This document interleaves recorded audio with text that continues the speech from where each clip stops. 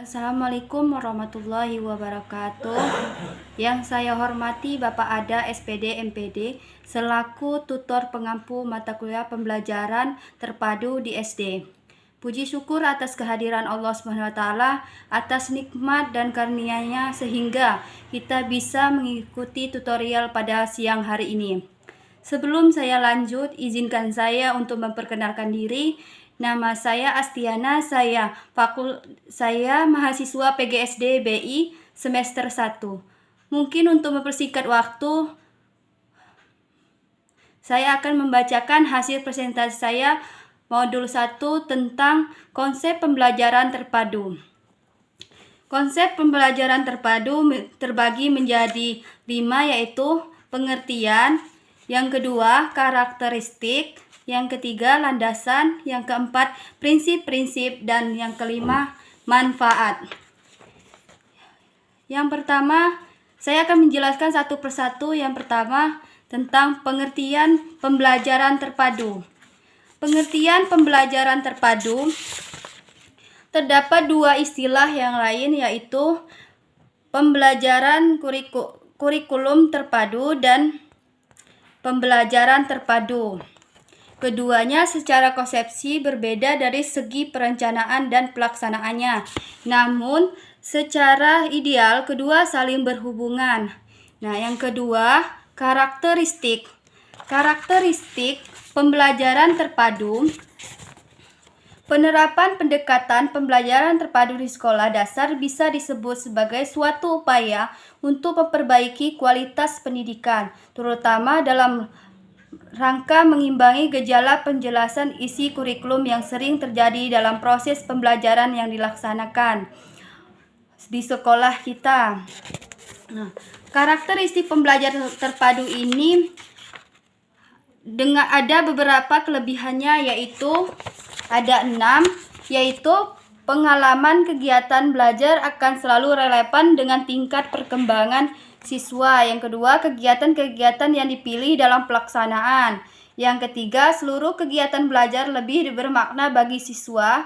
Yang keempat, pembelajaran terpadu dapat menumbuh kembangkan keterampilan berpikir siswa.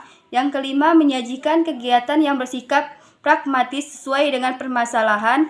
Dan yang keenam, menumbuh kembangkan keterampilan sosial siswa seperti kerjasama, toleransi, komunikasi, dan respek terhadap gagasan orang lain. Dan yang selanjutnya tentang landasan pembelajaran terpadu. Landasan pembelajaran terpadu terbagi menjadi 3, yaitu yang pertama, landasan filosofis. Yang kedua, landasan psikologis, dan yang ketiga, landasan praktis. Nah, landasan filosofis mencakup progresivisme, konstruktivisme, dan humanisme, sedangkan landasan psikologi mencakup psikologi perkembangan dan psikologi belajar. Landasan praktis dilandasi prinsip-prinsip perkembangan dunia pengetahuan, pemberian pembelajaran di sekolah secara terpisah, kolaborasi antara berbagai mata pelajaran, dan adanya kesenjangan yang terjadi antara teori dan praktek. Dan yang keempat, prinsip-prinsip pembelajaran terpadu. Prinsip-prinsip pembelajaran terpadu ada beberapa yang saya ketahui, yaitu 3. Yang pertama, guru hendaknya tidak bersikap otoriter atau menjadi single aktor yang mendominasi aktivitas dalam proses pembelajaran. Yang kedua, pemberian tanggung jawab individu dan kelompok harus jelas dalam setiap tugas yang menuntut adanya kerjasama kelompok. Yang ketiga, guru perlu bersikap akomodatif terhadap ide-ide yang terkadang sama sekali tidak terpikirkan dalam perencanaan pembelajaran. Dan yang terakhir itu manfaat pembelajaran terpadu. Manfaat pembelajaran terpadu di bawah ini beberapa manfaat yang dapat dipetik dalam pelaksanaan pembelajaran terpadu. Antara lain, Pertama, dengan menggabungkan berbagai mata pembelajaran akan terjadi penghematan karena tumpang tindih materi dapat dikurangi bahkan dihilangkan. Dan yang kedua, siswa dapat melihat hubungan-hubungan yang bermakna sebab materi pembelajaran lebih berperan sebagai sarana atau alat daripada tujuan akhir itu sendiri. Dan yang ketiga, pembelajaran terpadu dapat meningkatkan taraf kecapaian berpikir siswa. Dan keempat, kemungkinan pembelajaran yang terpotong-potong sedikit sekali.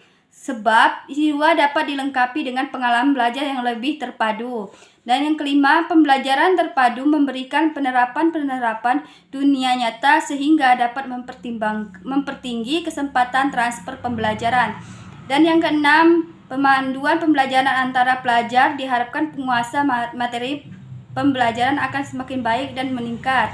Yang ketujuh, pengalaman belajar antar mata pelajaran sangat positif untuk membentuk pendekatan menyeluruh pembelajaran terhadap pengembangan ilmu pengetahuan. 8. Motivasi belajar dapat diperbaiki dan ditingkatkan dalam pembelajaran. 9. Pembelajaran terpadu membantu menciptakan struktur kognitif.